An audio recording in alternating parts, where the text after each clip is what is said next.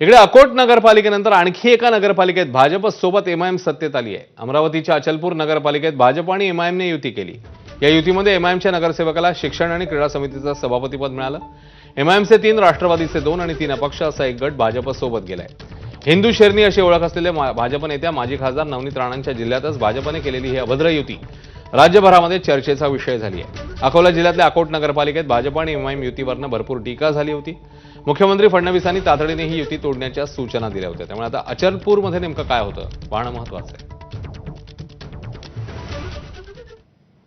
दरम्यान अचलपूरमध्ये अशी युती झाली असेल तर चौकशी करू असं भाजपकडनं सांगण्यात आलंय, तर एमआयएमने मात्र अशी युतीच झाली नसल्याचं म्हटलं।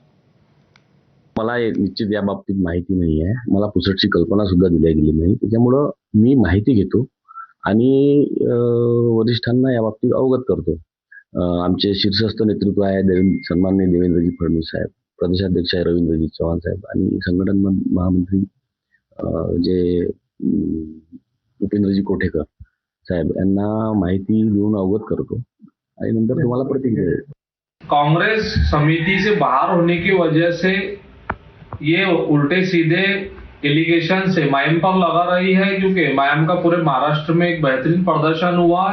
इसलिए कांग्रेस हमेशा से एमआईएम को बदनाम करने की कोशिश करती है।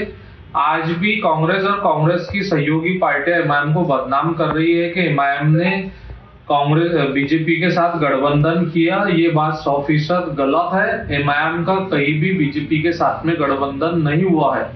जे गट बलाबल आहे काँग्रेसचे 15, भाजपचे अपक्ष धरून 10, त्यानंतर अचलपूर विकास आघाडीचे 8 आणि एक अपक्ष गटाचे 8 असं 41 जणांचं एक बलाबल पक्ष बलाबल आहे।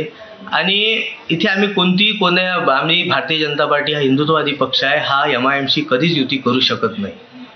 इथे एमआयएमचा गटच नसल्यामुळे युतीचा प्रश्नच उद्भवत नाही। हा चुकीचा नॅरेटिव्ह जो फैलवण्यात आलेला आहे त्याचं मी खंडन करतो आणि भारतीय जनता पार्टी कधीच एमआयएमशी युती करू शकणार नाही, ते शक्य नाही।